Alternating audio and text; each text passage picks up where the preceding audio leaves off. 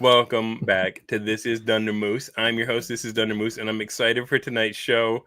I've got with you the Polyfamous, and we are, I don't even know how to describe the battle Braunstein, the session Braun. Well, I guess it's more of an ongoing play-by-post Stein. Yeah. The Braunless Dicestein. And Is it ongoing? I don't know. As far as I'm aware, There's may not be crazy anything stuff. happening. Like I've had some incredible RP experiences that I'm not even allowed to speak about. We're in the middle of things. Usually I do this as a retrospective, and I'm hoping for those of you watching that are taking part, I'm hoping when this thing wraps to get all of us back on here to talk about our experiences. But like we are still operating in the fog of war here. But before we dive into that, for those that don't know about Polyfamous, I've been seeing your icon in the Twitter in the BroSR sphere since before I joined in there. So maybe we can establish some of your street cred. How did you tell me about your experience with the BroSR? How did you get into it? What keeps you playing this way? So I've been playing war games, and let me know if there we go. Yeah, my Chrome just froze, and I've been staring at myself mugging for about 30 seconds.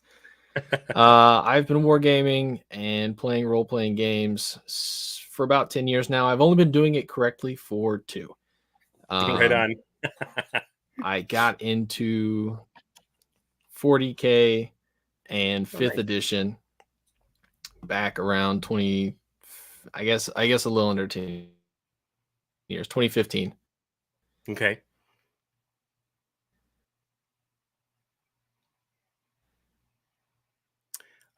Looks like you might have frozen up a little bit. And there we go. Play Axis and Allies 5th edition, 40K of 5th edition.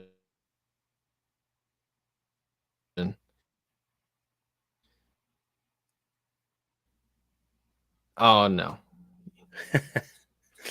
It might be on my end. I don't know. You guys in the chat, tell us is Dunder Moose is the whole channel pausing? Is it just me? Is it just Polyfamous?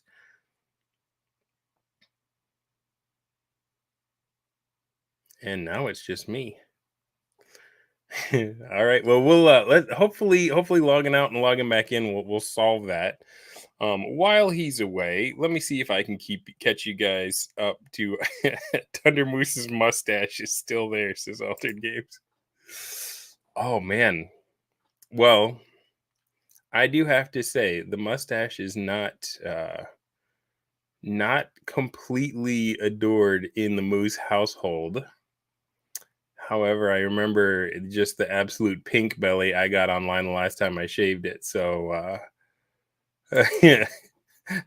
Folderboat says the Emergence Guild socialists are super hacking the stream. That's right. I do not have a pager nearby, so we can't blame it on that. But yeah, so if you want to follow, I'm gonna put his Twitter handle in the chat at the Polyfamous. Wow. Okay. Make sure you type an F and not a G, because if you misspell Polyfamous with a G, you get the polygamous. So that's not good. Authoritative News Network says face reveal is too powerful. Are we back? Are we good, bro? Have you got me? I got you. It still seems a little jaggy. But I will say it's still better than a Rolling Bones Ryan episode. So I think we're good. The deep state doesn't want me to tell you this. That's why I'm having to come to you from the bunker here. And of course, there are operatives at Google want to disconnect my network. Well, you're streaming pretty good right now. And so if I can just remind you, the last things we heard you say is that you had some wargame experience, 40K, Axis and Allies, and some 5th edition experience. So what was it that hooked you into the BroSR? How did you fall in with this band of miscreants? So I was running 5 4-hour sessions a week with my Holy buddies cow. when I played 5th edition. They were ostensibly playing Horde of the Dragon Queen. And so you had the full-on 5e experience. It's not like you dabbled and were like, this isn't for me. Like, you yeah, know of what no. you speak when you talk about that system. I lived in the Every barracks night.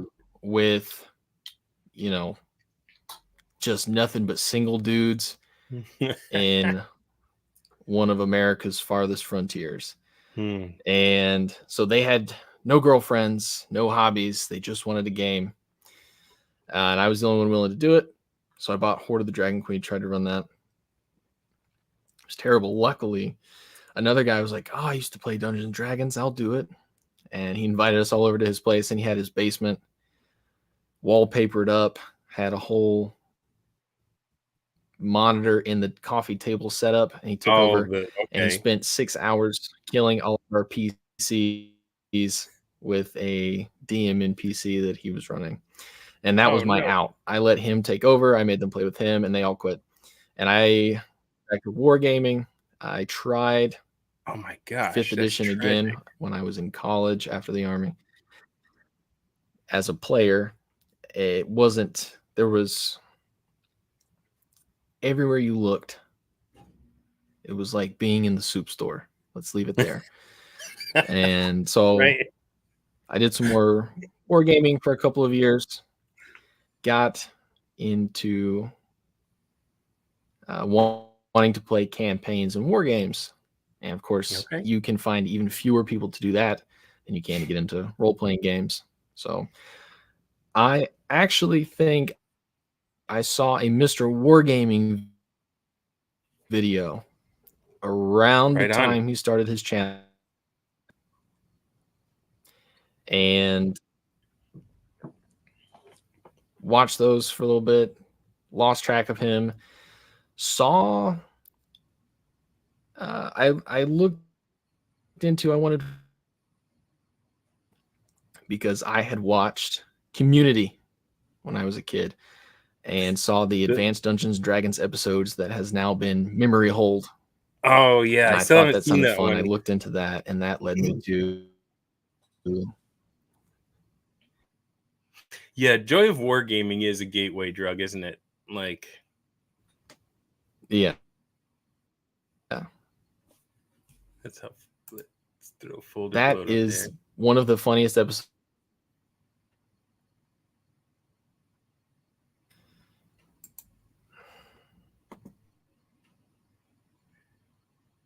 Okay, I lost the last bit you said. I heard you say one of the funniest episodes, and then it just froze again. You went full McCrease on me.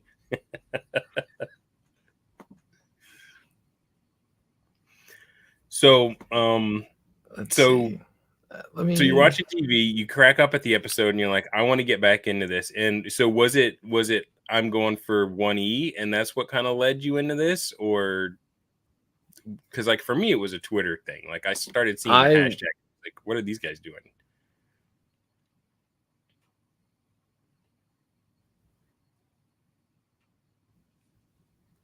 I entered through the OS. I was on YouTube looking for Seafolded Bloat's comment. Camera resolution. Says if this isn't being done over Discord, he should close Discord and see if his performance. My problem is probably that it's being done over Chrome. Between just the only thing open on this computer is Google Chrome. Wow. Between that and Microsoft Windows Update in the background that I can't permanently close. I'm being crushed. Yeah, we're just two guys hanging out. We're just hanging, having fun. And we'll get another shot at this, right? Like when we do the wrap. So there's no stress. Yeah. So it sounds like you were saying that you kind of fell down the OSR bunny trail like I did. Was the OSR more satisfying to you than your 5e experiences?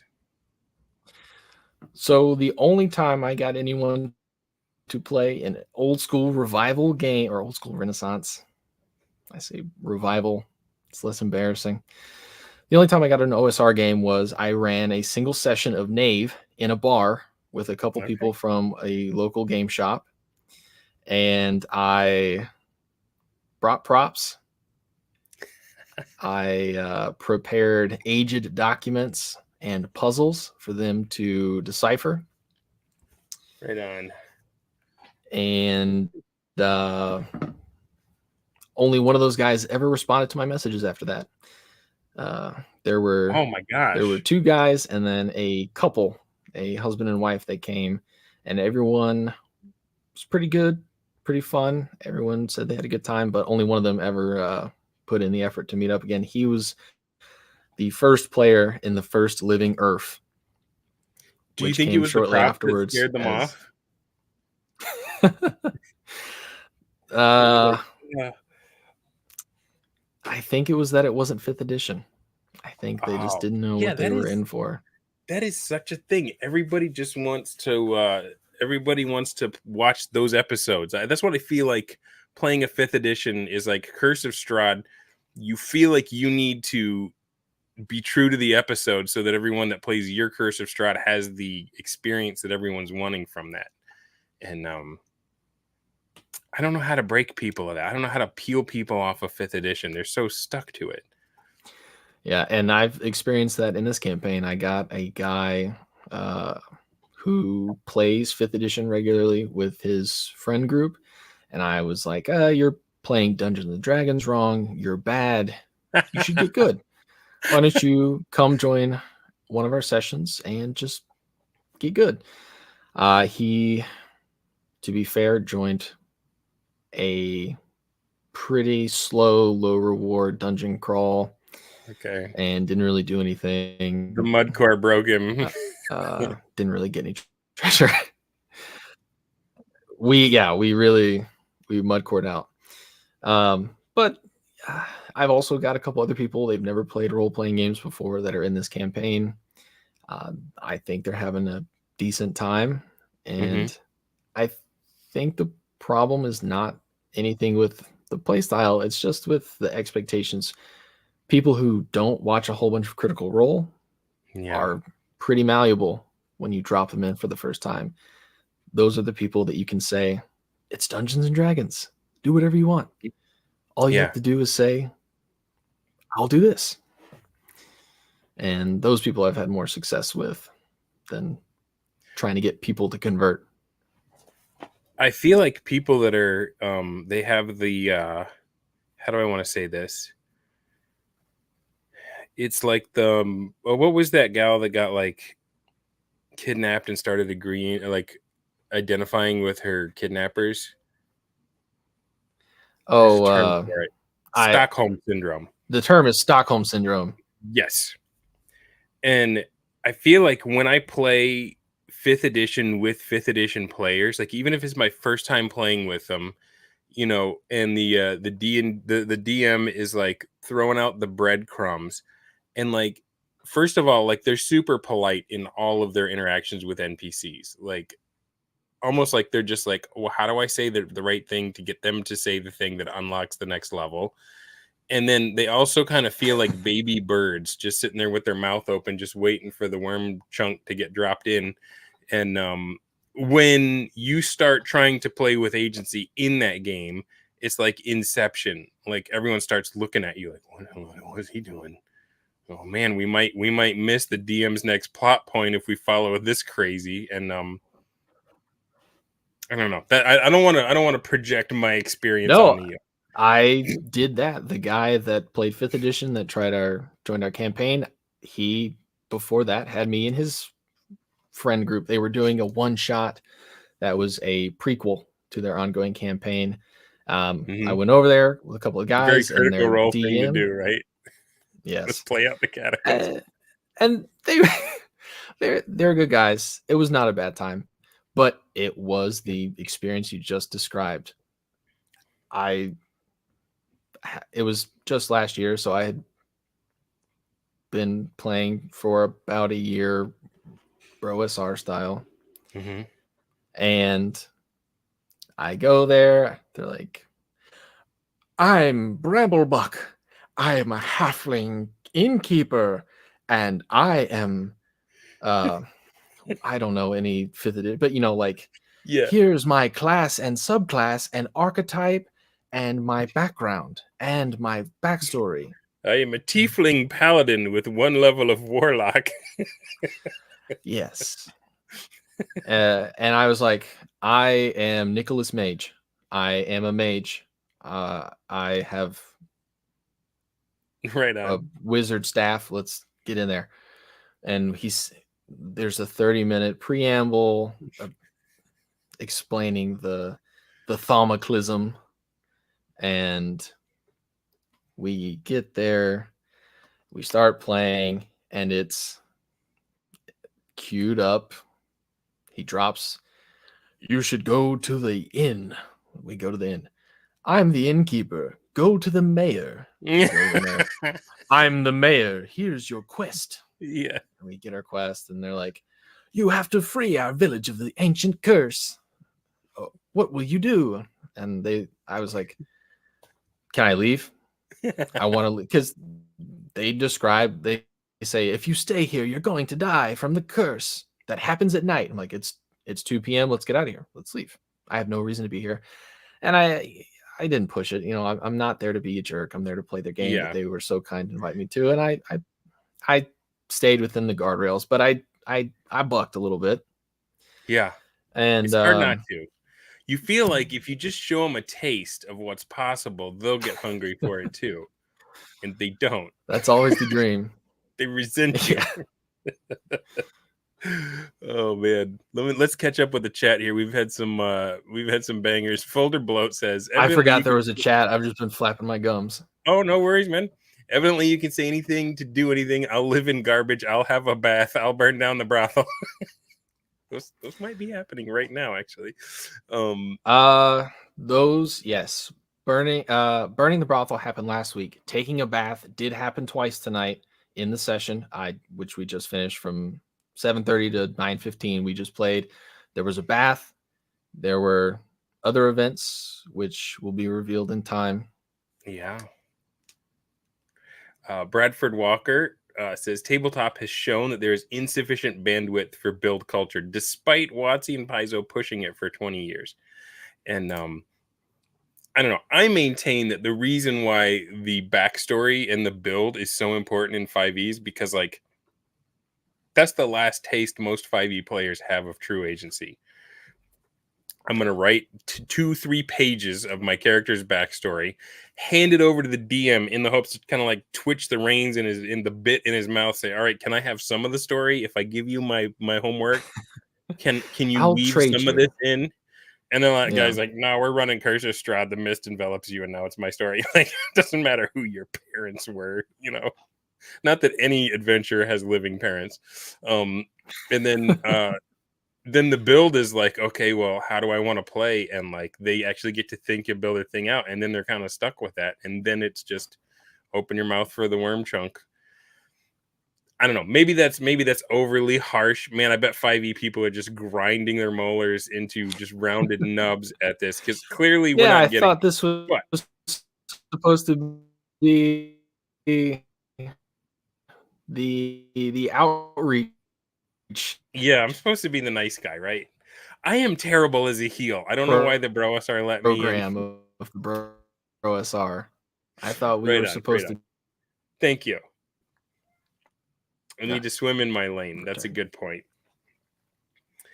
Okay. So that's we speaking of Bradford, oh, go ahead. Bradford C. Walker, in no small part responsible for us being here tonight. He posted that great write-up about the Amber Diceless thing last year. And thank you also to Crom for sending that back to me so that I didn't have to fish for the link when I brought this up.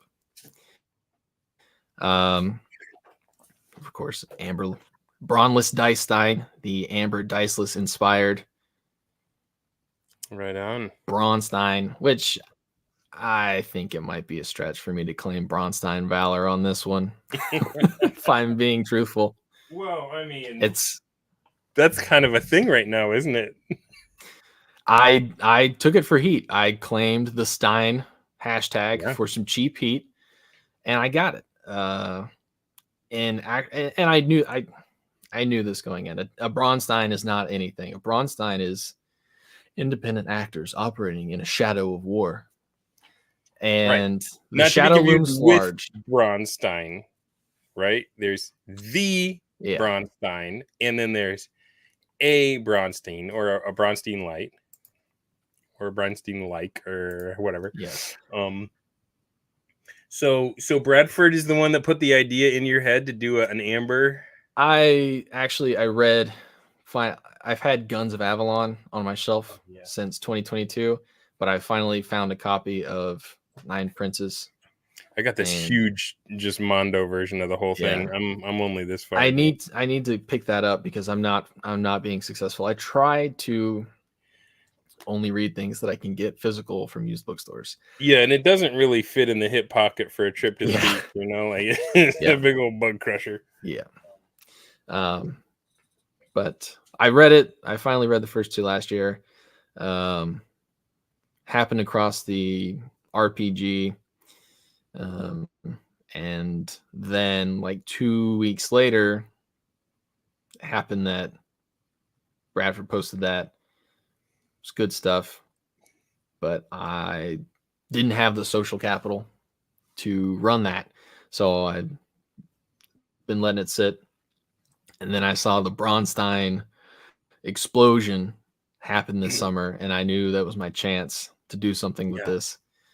And that's all down to B-Dubs. He came on this very channel and issued a challenge, and the community joyfully has responded. Yep. And I'm very grateful for that. I have the summer of Stein has been so good. There's been so much good gaming. I just win-lost a Braunstein a couple days ago, and I Are just you allowed to talk about that one? Starstein. Yeah, I think so. That, He's so shout out Janeway Nod. yeah. I don't Nod Jane Agent of Janeway Nod. I don't do Star Trek. I don't know what these things mean. He's one or the other. But Yeah. shout out Janeway for running Starstein. He also is running Cthulhu Stein in the background. I feel like Cthulhu Stein went on pause because Starstein just like because we all went to Starstein, I think. Yeah, and I didn't follow you because I am becoming the Brigadine of Braunsteins. I've got 3 of them going on right now, and I'm like trying to keep up. This one, yours, I did nothing. I was comatose. I was a vegetable, and like the next thing I know, I'm looking at Twitter, and it's like, oh yeah, they're marching an effigy of me down the street that I've become the new king, and I'm like, how on earth did this happen? I know it's so not for you my messaged good. me. You messaged me a couple weeks ago after the joust, and that's when we set up the joust was a plan for this. And then Dicestein started, and I was listening to. I hadn't been listening. I was not a follower. I have to admit. That's all right. I don't keep We up are an with all the undiscovered media. I channel. don't watch the YouTube. I don't watch. I don't keep up with the blogs. But I knew who you were. I had seen you mentioned in several of the in Traveler Stein and all that stuff. And so then I listened to the videos, and I heard that you were a conniver, a backstabber, a liar, cheat, and thief and murderer. I'm shocked. I think what I heard. And so when the tweets came out that you were being crowned king, I just assumed that you had done something and won at the end of the first week. Because I told you guys this was deeper a Braunstein referee. Is your reputation preceding you such that they just crown you as soon as you enter? I think that's how you win. You winning at D&D is still in development, but I think winning at Braunstein's is just 90% reputation. But I assumed that you had done something with the leash. I told you guys this was a refereeless system if you want it to be. Yeah. That was the whole reason I wanted to do the Amber Diceless thing, is you can just DM somebody and say, I'm here to stab you. I'm better at stabbing. You've been stabbed. Yeah. So I just assumed Dunder Moose was up to his up to his old tricks. Yeah, no, I was just as shocked as anyone else. No, I'm probably more shocked because I'm pretty much assuming they're setting me up to take some kind of huge fall. But luckily, the character that I created, Melicus, it happens to be a wizard, and they did not put me on the throne, but they created an effigy of me, which I don't know whose idea that was, but hats off, that was brilliant. That was so fun to play with, right? And that's the other thing. With you, if it's mostly GM, like how much of this stuff do you have like no idea? Like how much do you think you understand about what's going on? None. I wake up in the morning, I check my DMs, I get a message that says, "Hey, I've invented a new group of characters. This is what they did last night, and this is what we're going to do tomorrow. Yeah, you've been warned." And then I share it to the Discord. I've not adjudicated anything since September 3rd. I've had people show up in my throne room, and it's hard to keep track of who's who anyway, because people are creating incognito Twitter accounts, and you don't know who's running what. I've had people show up in the throne room, and they're like, "Oh, hey, there's this dwarf that shows up." I'm like, "What?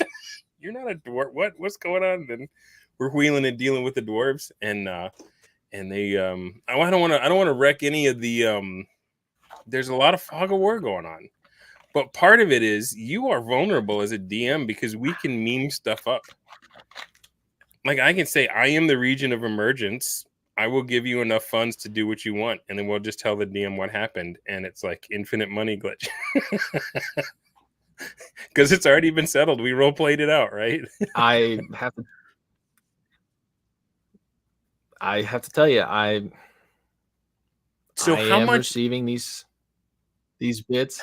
And I'm doing my own memeing back, but you won't know that. Right, you don't know what's DM fiat. Well, I probably won't know what until it hits me.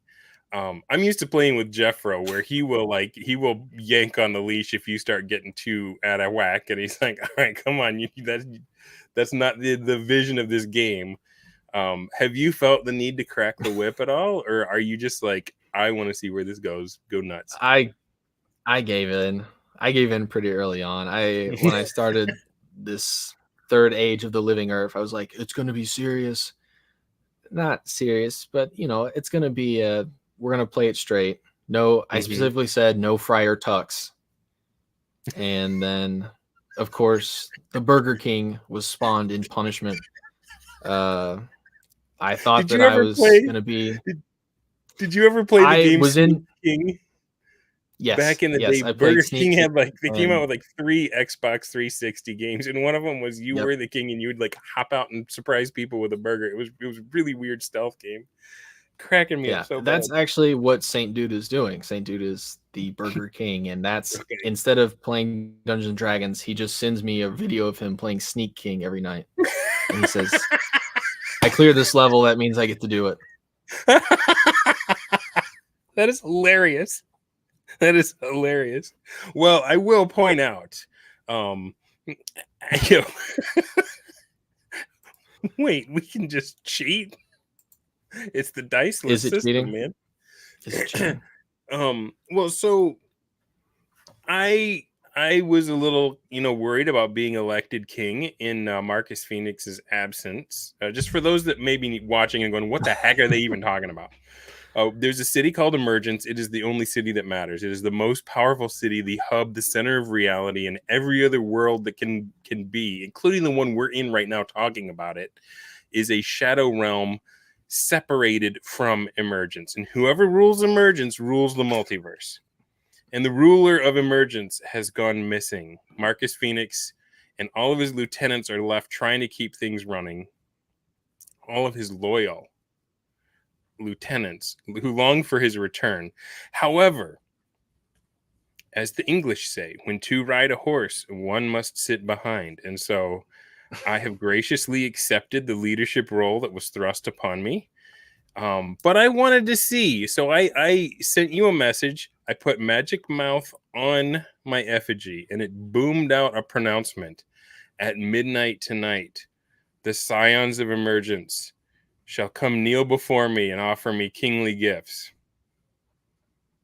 And only one of them showed up, and guess who it was? Who's that? It was the Burger King. He came. His gift was paltry. It was something I already had. He offered me his life. But he was and then I gave those other suckers another chance. I said, all right, you won't come in the dark of night secretly. Now you have to come at noon in midday in front of all and kneel. And they still haven't done it. So I've got some orders for you about that, but I haven't shared them yet. A little humility goes a long way, so I'm excited to see.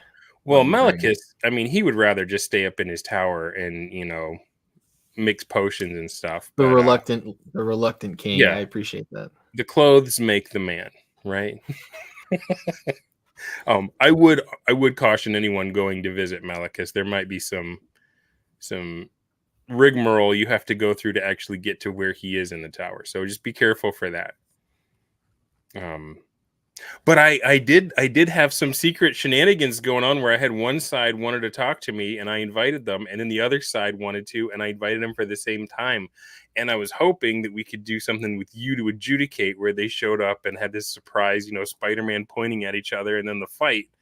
But one side just never showed up. So missed opportunity for shenanigans, I guess.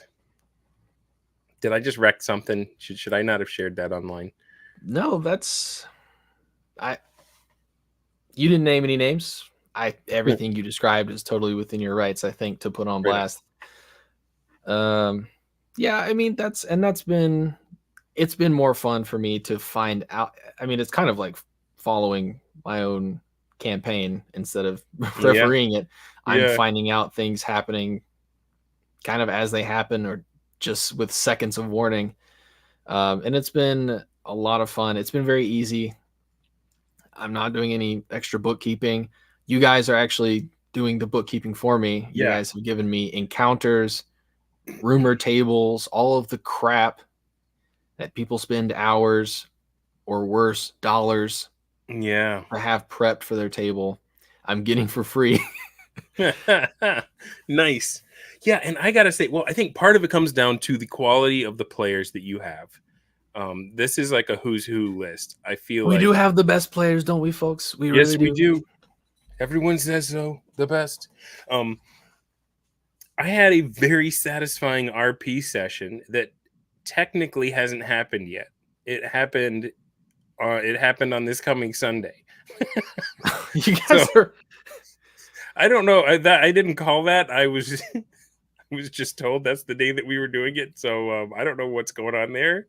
I don't know if maybe I'm being stalled so something else can be set up against me. But it was is a very studious bookkeeper, and I appreciate that. It was a very satisfying role play session. It was dangerous, probably for both of us, because neither side knew. I mean, that's the whole thing with a Braunstein-ish, a Braunstein-like. I don't want to step on any toes, but when you're playing a Braunstein, there's that whole how far it's the prisoner's dilemma. Like, we get farther if we trust each other, but the first one to backstab wins. So how long do we take this? And so we both had moments of vulnerability, and it was just a really fun. And we were just texting back and forth, and it was as immersive as any TV embedded tabletop, smart token system you can imagine. Yeah, it was just fun. Yeah, and that's actually something I got to experience this week as a player in another Braunstein. I keep tweeting about #Vevictus. Yes. And you're not the only one tweeting about that. That one seems like it's fire. I shouldn't be. That is it's a well done game by, of course, Saint Dude, who refuses to acknowledge that he's doing a good job. Every time I tweet something about it, he says, "It's just light AD&D. I'm not doing anything." And that was a really bad impression. I'm so sorry. But you know what, though? It wasn't as bad as the moment that I had Macho Mandolph on. And Curator goes, "Oh, you're British." The last session we played, I recently committed myself to Silly Voice D&D. I promised the players this. It's the true because way. It's the I've deep been way. demanding that they commit themselves to role playing. That was the point of the Dicestein. Mm-hmm. And in return, I have to commit myself to Silly Voice D&D. I was listening to, I had 36 hours of just your Bro SR interviews to get through Oh man, last week in were you prep like for this. spreadsheeting or driving a truck or something? I've done a lot of driving this month, brother. All righty. Well, I'm glad I could And be in your ear for it. I was listening to Macho Mandolf. I needed a voice. Mm-hmm. It is now a fact that Emergence is Australian. Right on. It's probably somewhere in that great outback. But I needed a voice. That was the only thing I could pull off the top of my head, was because I was listening to Chris Yeah. Macho Mandolf. Yeah. And Nice. I had to do my best. Do you find that there's certain voices that just pull you into them even when you're not trying to do them? Yes, it's my bad Australian accent. I used to have several British accents. And they've Yeah. all been lost to the sands of Oz. They're all gone. They're Yeah. all a bad Australian accent now. I've been reading books to my kids at night, and so like Lord of the Rings and Harry Potter, and for some reason the voice of Hagrid, like everything wants to be him. Yeah. And it's so dumb and round and thick, and it's hard not to. It's just hard. It's like a well-worn groove that you gotta avoid falling into. Yeah. All right. Silly Voice D&D is the toughest stuff out there. It really is. Once you stop prepping, the voice is the hard part. Making yourself do the voices is the hard part. I got Jeffro to do the voice.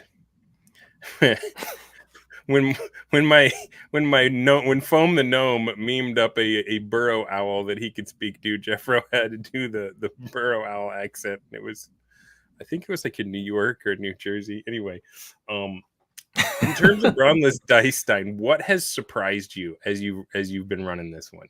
Anything just like hit you out of left field? Mostly just the lack of referee involvement. We're playing original Dungeons and Dragons because I didn't want to play Advanced Dungeons and Dragons right now. I have run 2 previous iterations of the URF. The first was Advanced Dungeons and Dragons.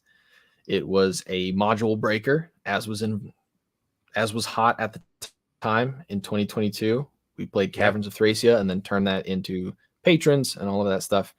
And then real life split the group up. I was playing only a real life table. I still don't like gaming over Discord that much, but it is sometimes necessary. Right. We switched to Axe. The second URF was Axe. So we played Hollow URF. That was part of the Stormbringer saga. Oh man! And then we played I wish that I had been around in those days. The Stormbringer, Brovenloft, all of that stuff. That was just before my time. That's what pulled me in.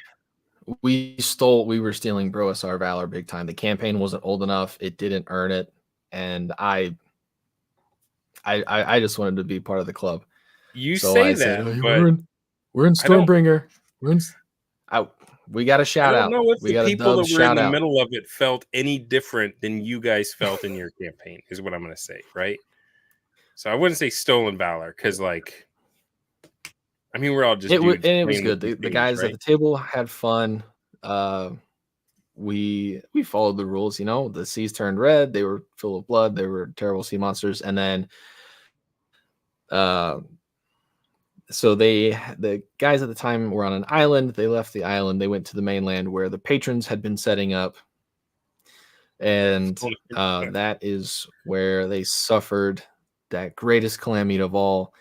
They encountered the Anglos. In my world, all of the fish people had they had Cockney accents. Yes. And they were a terror to behold. We did that for a while, and then the group ended. The second campaign was all Axe. The second URF was all Axe, and that was a bookkeeping nightmare. Really? I like Axe, but I have think Axe. it's I haven't played overwrought. it yet. We played it for about 6 months. I think it's a little overwrought for what I'm willing to do. Okay. I'm not the DM to run that game. Dubs has been Well, running. Dubs are oh on, yeah, I want to play and in Dubtron at some point. I was a patron in Dubs are on for a month. It was the most bookkeeping I've done since I finished my accounting course, and You got a double entry system. I didn't do anything with it. I showed up, I memed Stephanie McMaximus into existence, and then I was swatted. This was brought up today, and I still Oh, hold a grudge against Brig for swatting me. Not Dracon being was the on Earth. flattener of the campaign, right? In much the same way that Macho Mandolf did in Trelopulus with his OP-ness. Let me rephrase. That doesn't sound good. You want to talk about, like, I played in the first Battle Braunstein, and when I saw that Macho had entered the chat, I was like, I was intimidated. Like, I had heard about the stuff this guy had pulled, and I wasn't for nothing. When he surprised me, 2 adult blue dragons flying over the tree line with one guy riding on them, Bob Stevens, Irish Candyman. And then immediately Macho starts saying, all right, one of them has cast magic, or was it a mirror image on itself? And like the dragons are casting spells on themselves. So it looks like there's 5 of them. And I'm like, oh man, this guy knows the system so well. He's planned everything out. My poor little giants are toast.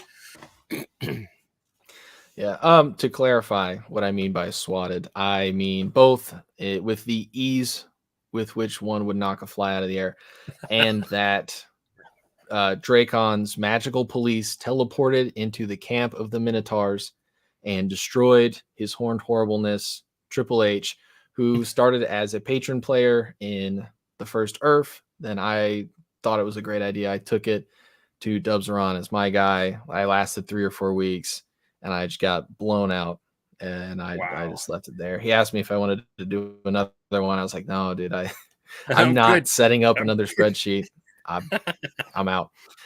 Well, I've heard that Dracon has but the trumps, and he can port into any Broasar campaign using them. yeah, I wish that I hadn't actually brought it up earlier today, because I'm worried at any moment he might show up and end my campaign. Yeah, it's possible. But if he does, he's got some comeback. He's got some comeuppance, right? These guys are not invincible. Yeah, In the but first that's, Battle Braunstein, I had Macho's character assassinated, so it is possible. It is possible. If there has ever been a character who was, if there ever been 2 characters that were just paradigm shifting in their own, these are the characters that, if there were a Bro SR system, these would be the guys who get name checked, like all the stuff in Advanced Dungeons and Dragons. These are the characters that set the standard. Macho Mandolf, Yeah, Dracon. I can't think of anyone else that compares, but I never read Trollopulus's. those are like the Mordenkainens and who are the famous D&D characters, like Gary Gygax's character and stuff. Like, I was trying to move on because I can't. But these are the guys who that's name level. Those are characters that we, as a little subculture, recognize because those players have set an entirely different standard for play. Mm-hmm. That's the guys that we all try to play up to, and that's why I'm so mad that Macho Mandolf won Orc Lords. Yeah. Shout out Caleb Hines and Hollyfeld. We formed an alliance and tried to sabotage him. It didn't work. And it sounds like he just clinched it right at the end too on points. Like, did he ever not have it? He might not have had the points in his bag, but I think the guy always had the plan. Right on. Okay, so the stuff you've been playing sounds challenging, and then you're running this Braunless Dicestein, and it sounds like it's on easy mode. You are barely playing it, and it's going great. People are having a blast. I wasn't playing it, and I've been elected king. What is it about this? Jeff Rowe calls it anti-fragile. He says that, like, these things almost run themselves. They really do, and that was something that's gotten a lot of airtime the past couple of days was solo play. Yeah, And that's on my that list. is the system that we used to believe would allow D&D to run itself. We being the thinkers of the Bro SR. I'm just a follower. I just implement the system as I receive it. I'm But just an idiot with a magnetic personality. I somehow have access to you guys. I'm grateful. I'm bringing you to the audience so you can share. but that was the system that we thought would create and fuel the campaign by itself. That was patron solitaire play. Those would create encounters. We would find layers that would generate opportunities for us to go do stuff. And then we've uncovered that is unrefined fuel. That is the rawest component. What we need is at least 2 ding dongs who want to butt heads over those things. Someone needs to know that item exists besides the discoverer. If you And let that's the them Braunstein. if you let them solo game it, you put a limit on how long the campaign can last. Because over time, the smartest, the most devious, the most lucky player will eventually flatten the game and become unassailable.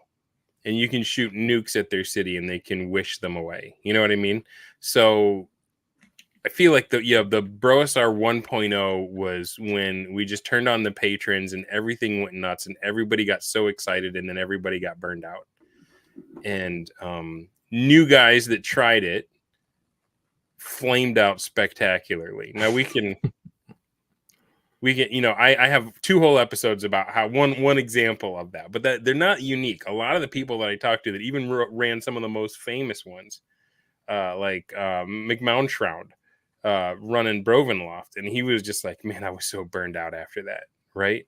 So we had scooped fire into our laps and we couldn't contain it. And then comes 2024 and the year of the Battle Braunstein. Looking back towards the beginning, no shade off Wesley, all props to him. Some people think that it's, Griff doesn't think that it's respectful to use that term. He also thinks it's inaccurate, that we're doing something else. But all of that aside,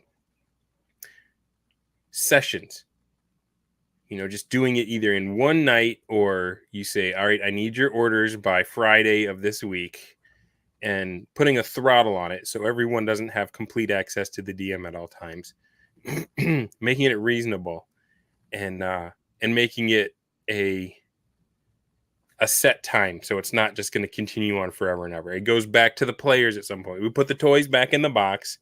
There's a new equilibrium in the world, and then the players have a way to try and reinstate sanity to it. Yeah, and that's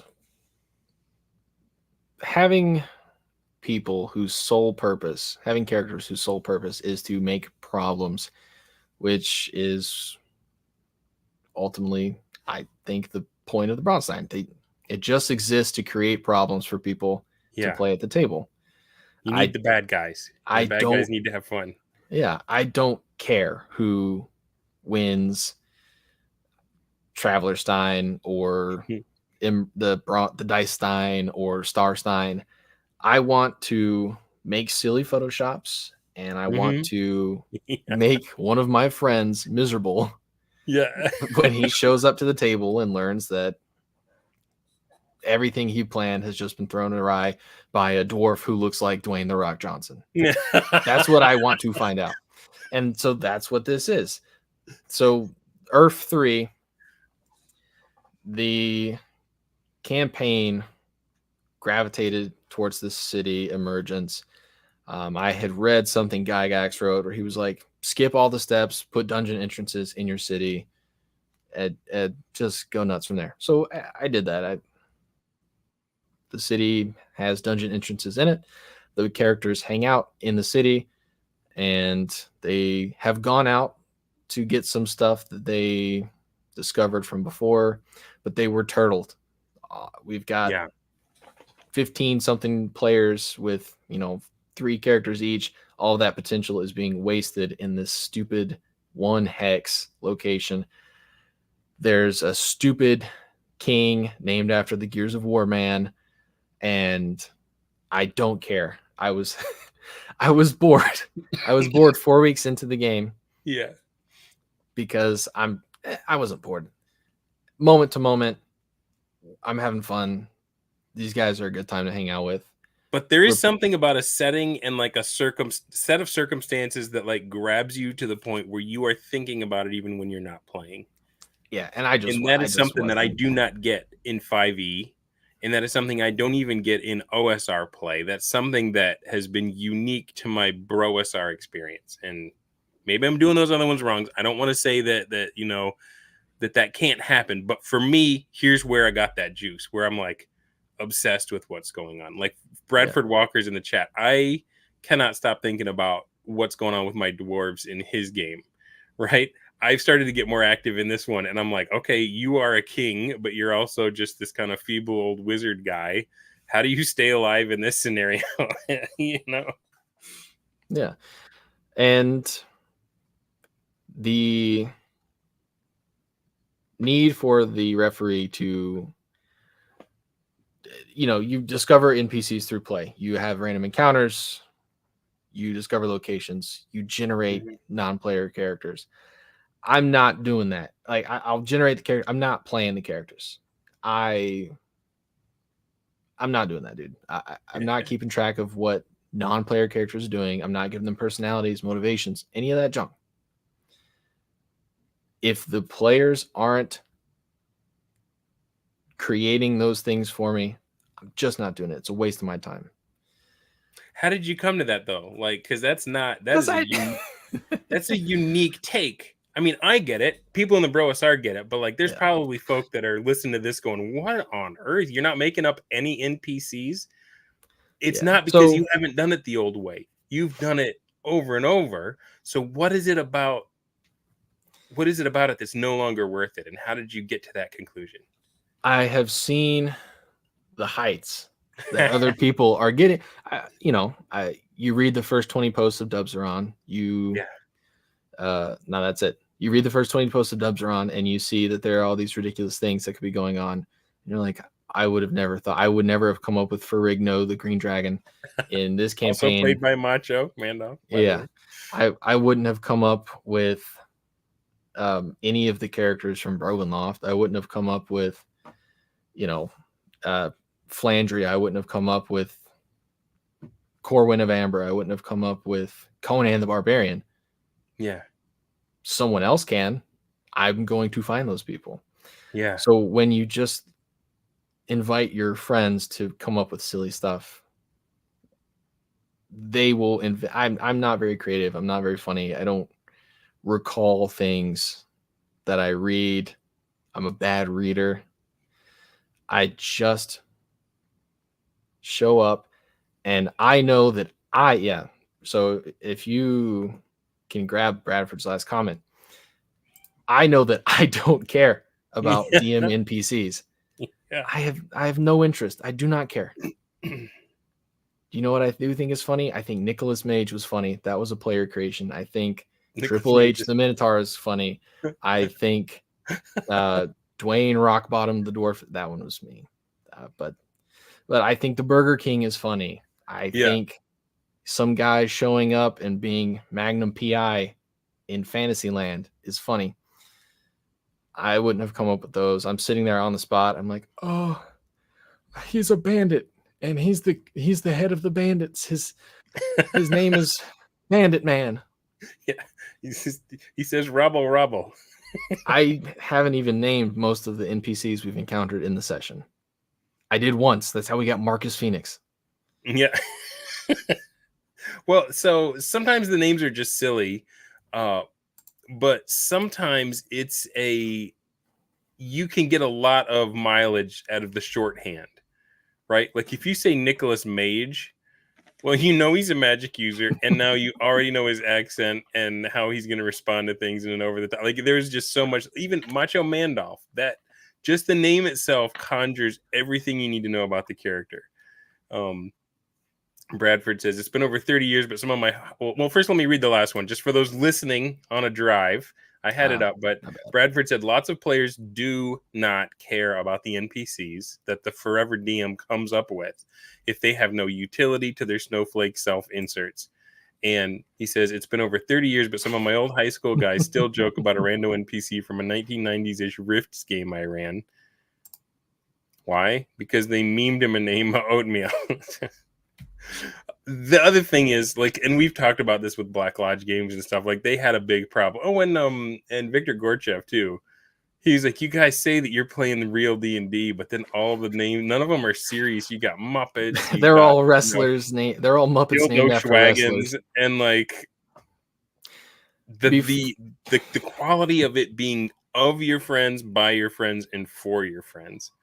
And people on the outside, they're not going to get it, and they're not going to be attracted to it, maybe. But like, they didn't laugh until they wheezed, clapping each other on the back, coming up with that thing at like 1 a.m. when nobody had their wits together, you know?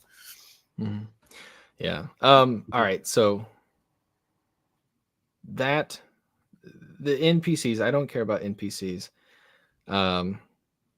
What we all care about is the funny stuff that we come up with together. What is great, and this is a realization that I had this past week or so. You look at the stuff like Blackmore First Fantasy Campaign. You see they've got this map that has all of these named terrain features and landmarks and points of interest and locations. These things are all the products of players who are committed to the game. And not just in that they're showing up to the table, but that they want the game. They want to be part of the game as much as they want other people to be part of the game. Yeah. They are reaching out and they're claiming these things. They're naming them. And that is where the most fun that I've had, I enjoy refereeing. The most fun that I've had is getting to be a patron player in my friends' campaigns. So shout out Folder Bloat. He got me into a campaign with him in 23 where they were doing a sort of colonial themed AD&D campaign, and I got a character, and I had just watched Pride and Prejudice with my mom again, I think. Okay. And so I played Mr. I was Bennett. wondering about this comment. He says Wheels never would have brought Pride and Prejudice into High Brazil. Don't sell yourself short. So yeah, so I sort of played Mr. Bennett from Pride and Prejudice as a sort of colonial landlord instead of a proper back home peerage guy, and that was fun. I did some silly role playing. I sent people letters. I arranged marriages for my daughters, and I had a ball. And other people engaged with the silly sub game that I was creating. Right now, Ve Victus, that is the essence of that game. Dude invited people to come pick law or chaos. He gave us a strong tone with Ve Victus, and then his screen name in there is Pliny the Elder. So with those two items, we have an idea of what we're doing. He gave us a map. He said, for chaos, pick a monster manual entry and create a village, create a lair, and you'll meet at the Volkemut. And so I was first in, number one, and I picked hobgoblins. I rolled up a hobgoblin settlement, and I thought, well, we've got Rome themed stuff, and the map kind of looks like North Italy. And I clicked around on some Wikipedia pages until I was like, okay, we're Gauls. These are hobgoblins. Nice. And now I am dedicated to making up, cobbling together these nasty pseudo Gaulish names. I'm naming their settlements. I'm sending off named characters. I'm deciding the names of landmarks, and the other chaos players are doing the same. And then I issued a challenge. I said, there's a speaker, the guy who gets an extra vote in case we need to break a tie. I said the speaker at the first Vollknut is going to be the greatest hunter. He who brings the greatest prize to the Vollknut will be our first speaker until the next full moon. Nice. And we all went, and we did some semi-solitaire play managed by our referee.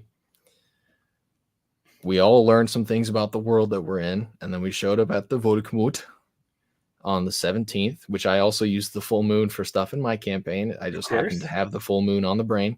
Yeah. So I had a good landmark for everyone. And we all showed up, and thus began the most intense role-playing and PvP session I've ever witnessed or been a part of. Really? And I wish that I could spin the yarn. Someday, maybe you can. Maybe we'll have a Vevictus episode. No, I just mean I'm a bad storyteller. We're an hour in. I thought you were still under fog of war and you were sworn to secrecy. No, I know. I brought 5 pages of notes to this discussion. We're an hour in, and I've hit 2 bullet points. I'm bad at it. No, this is going great, man. What are you talking about? So I'm having a blast. So what was it about the Vevictus one that made it so satisfying? It sounds like it was tense, like you said, PvP. Yeah. So we had this good framework. We hit it hard at the start that we established that if you're not role playing, you're off the team. Yeah. We're all going to bully you until you quit the server or you start role playing good. And so one guy showed up, and there was he was playing gnolls. There were other gnolls. Well, their tribes are enemies. They fight, and I keep egging him on until we get some interesting results. 2 other characters show up. They have the same monster as their prize, and I egg them on, and everyone else is also egging each other on. It was 4 players doing chaos to the hilt. Yeah. We're all aligned. Yeah, we're all aligned as chaos against law, but we are all beings of chaos. We are inherently something else. And so we're all incapable trying to organizing yourselves. Wormy little advantages over each other. And players role played, suffered the consequences, and I don't think anyone's feelings were hurt. I think we all had a pretty good time. And that is always on the table, though, right? You never know when someone's gonna just like flip the table and like storm off. It doesn't happen often. Yeah, and in Starstein, yeah, and that's what's important. I've never met a 5th edition table where I trusted people to be cool. Yeah. But I've never been at a Bro SR table where that wasn't the expectation, that if something bad happened to you, that's D&D, that's life. We're gonna keep it moving, and you're gonna have a new character tomorrow. Yeah. And in Starstein on day 1, I killed another player. I know what that's like. I claimed Vader. I said, "Sorry, bro. Are you cool with changing your screen name? Because I'm killing you right now." He said, "Why'd you ask? Why'd you ask, dude? Just do it, bro. That's gaming." Yeah. And you don't get ride or dies like that in 5th edition. It's true. You got to skim people.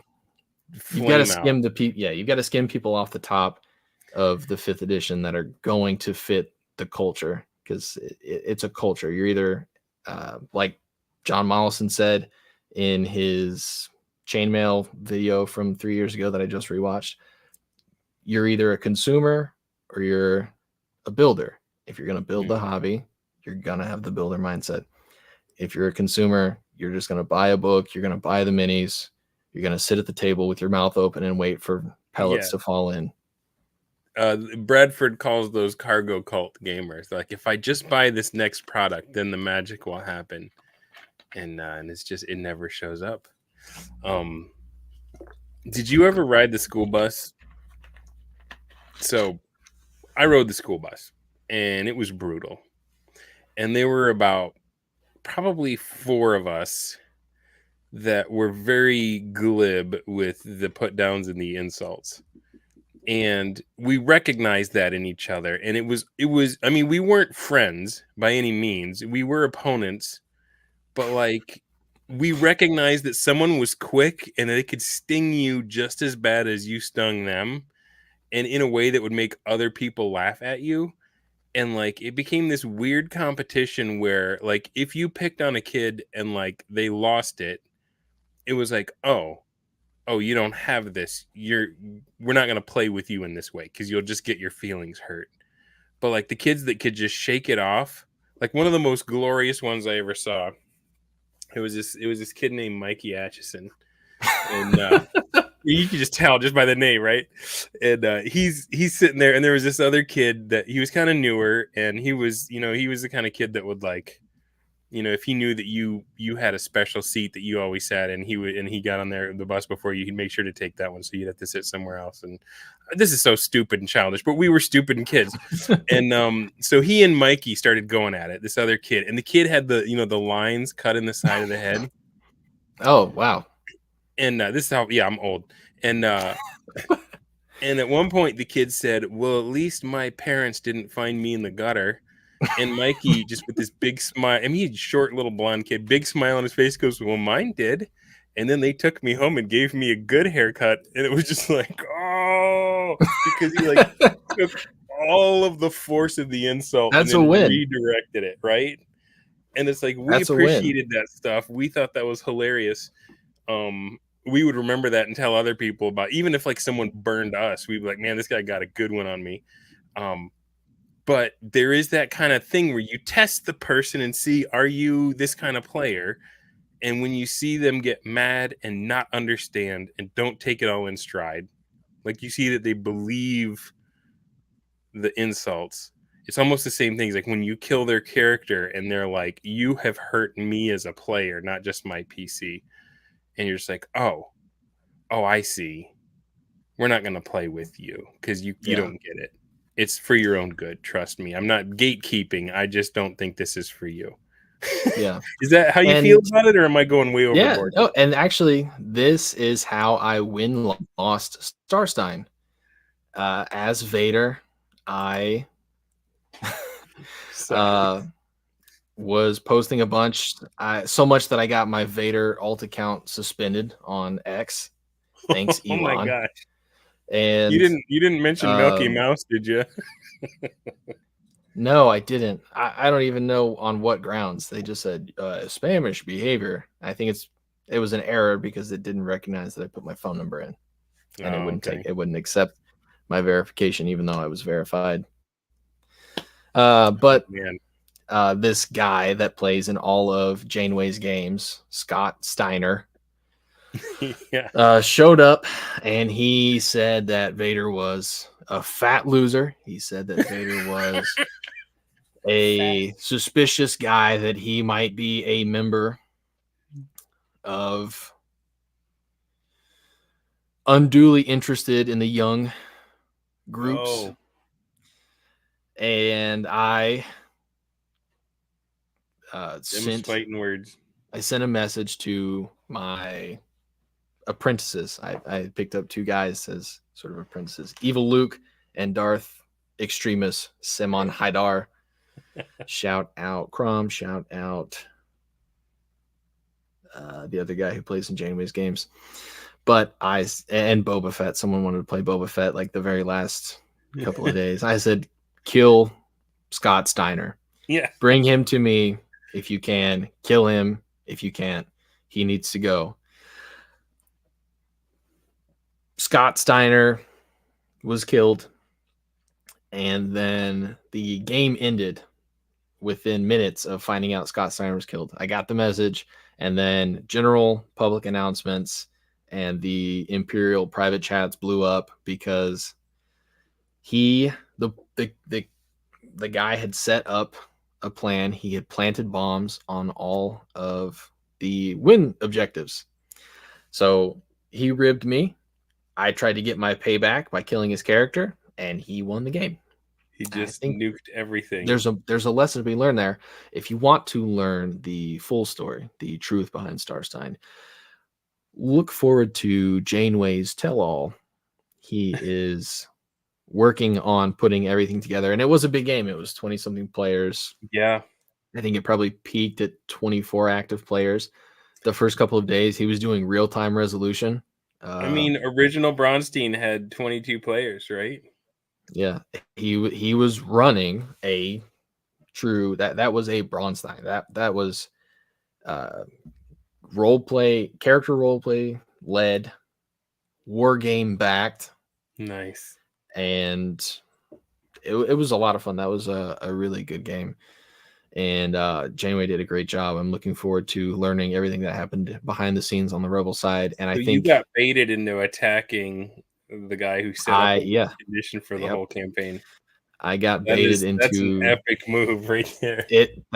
And that's not all. That guy had a couple of unbelievable moves that were revealed after the game. I'm looking forward to the blog post when that comes up. Right on. And if you're watching Captain Janeway of Nod, you know I like talking about the Braunsteins. You won't come on here? We'll talk about it, bro. Bring on your people. Bring on your players. We'll bring on Polyfamous as well again for that. How about back to Braunless Dicestein? Where do you see it going? How long do you think it's going to play out? Like, is this going to be throughout the whole fall, or do you think like things are the powder keg's about to go off, or so have you got no idea at this point? I set an end date for September 30th when we started. Okay. I wasn't sure how this was going to go. I wanted either a way to quietly say, "Oh, done playing Dicestein. We're done now," in case nobody was interested. Or I wanted a way to say, "This is too much of a mess. We're done." If people want to hang on to their characters and tool around as patrons, pop into the table every now and then, that I'm great with that. I'm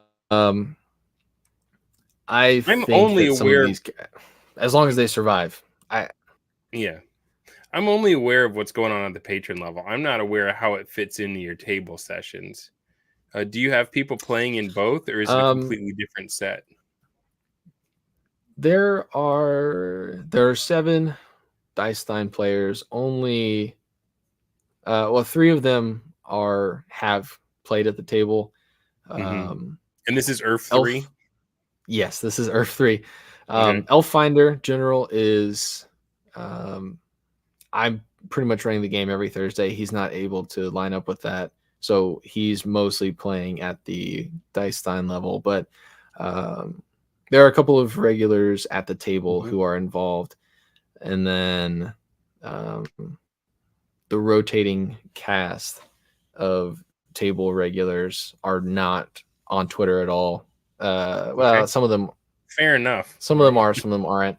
It's not strictly a BroSR game. I just update the Emergence channel with some news or some rumors every couple of days, and then I do a quick catch up when the session starts, just to see like what kind of trouble people are interested in getting into. I think that there is going to be a more established standard patron level after this. There are some factions spinning off from this that are going to be more of the regular type that we expect. More like, something more out of a monster manual entry or a wilderness encounter, rather than these wacky hijinks. And that'll be good. We've been referring to the what was it? The heat engine model or something. I forgot what it was called immediately after I read the blog post. Fluid the Druid. Brian Renninger. I've got it in the Discord. I've got it pinned in the one of the channels, and I forgot that until just now. But we need some diffusion, and then there will be a new point of convergence. I'm hoping that some of our higher level characters are going to start doing some more traditional campaign war game level stuff. I want to get some people to play chainmail. I want to get people playing war game element D&D. rather than just this. We're playing a really narrow focus. We're doing the urban urban adventures. There's basically a dwarf party or a dwarf stable, and then sort of the regular fighting man stable that everyone's got, and we're switching between those groups. But I really want to get back to, kind of wargamey stuff. Right on. So I'm hoping it ends soon.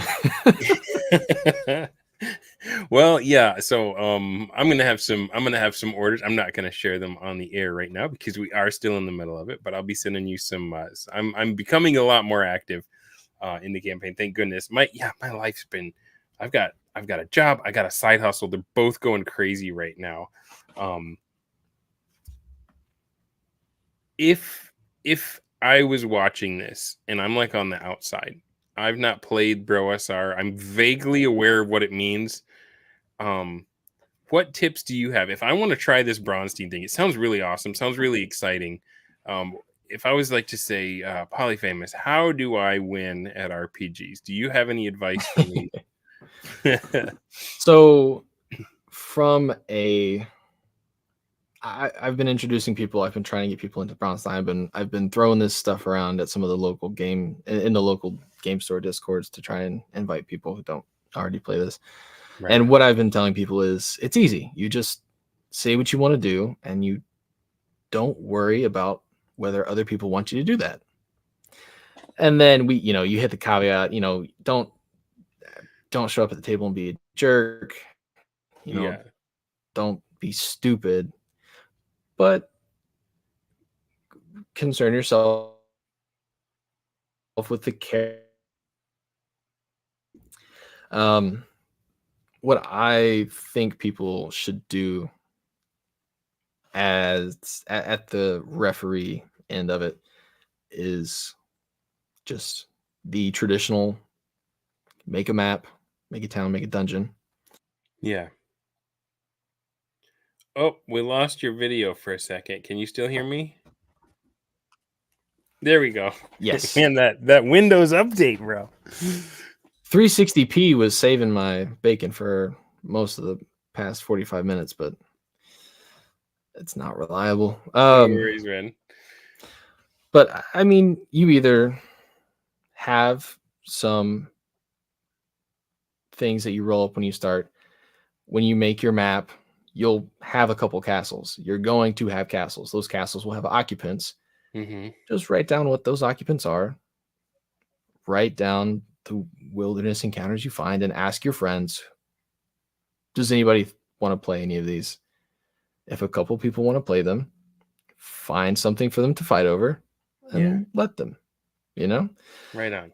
Or if you find a guy who's in charge of a city and you don't want to roll up his non-player character subordinates, look at the entry for brigands, count how many characters there are, and ask people, do you guys want to fight over the city?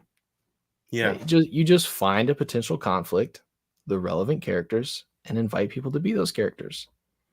Or you do the Victus method. There is an inherent conflict between law and chaos. Yeah. You ask people, do you want to be law or chaos?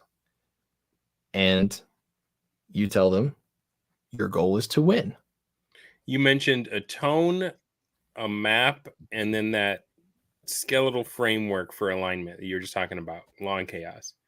Tell me more about the tone. How important is that? Thanks for checking my notes. The bad news is I'm now so worked up that I have blown through my little material that I had down. Okay. No, I mean, it's the tone. The referee is just there to provide the tone and the structure for the game. The referee resolves your orders according to the rules of the game. The referee controls the game to some degree. Yeah. You've got the strict school where the referee determines what's going to be in the game and filters everything out through that. And you've got the loose school where the referee just tries to melt what you want in the game into everyone else's stuff. Even the loose, like, I'll let pretty much anything slide. I still think that the wrestler names are funny. I still think that it's hilarious. I wasn't even ever into wrestling, and I think it's hilarious. I think the Muppet stuff is funny. I really, I still don't care. I wish Dude, I that just took a sip. Don't do that to me. I wish that I had Muppet opportunities. But you know, the referee's there to keep the game running consistently through the rules, through keeping the setting true to itself. So the real prep is learning the system. The real prep is learning the system, Having an idea for a setting, like yeah, the tone, but it's counterintuitive. I'm sure there's a lot of DMs that are like, no, this is my world. I'm gonna create it and everything in it, and I'm gonna run the NPCs so that it matches my vision.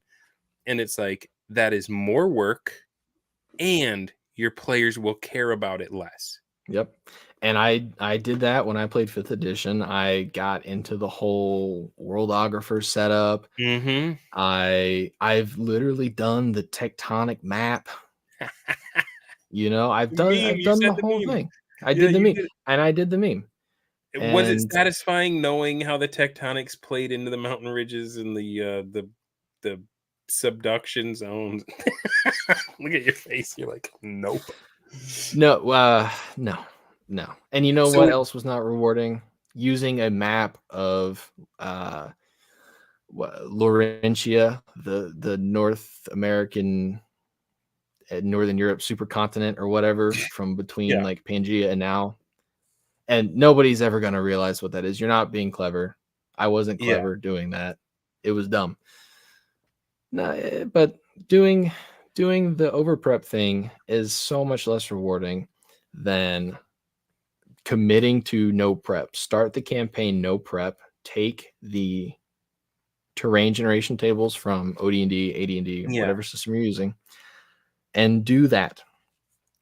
I think, and it doesn't have to stay random, right? Like the first time they encounter a random thing, now that's a known quantity. Now you can start building on that. You don't have to roll random every single time, right? Yeah.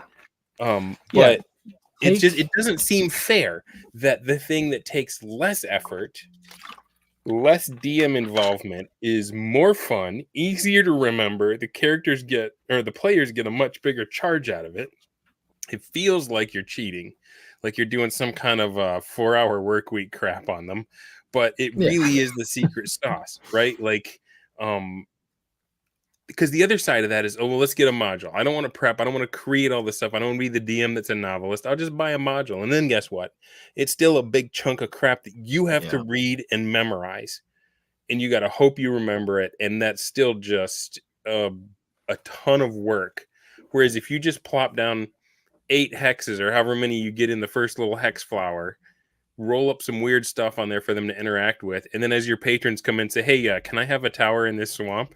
Sure, man.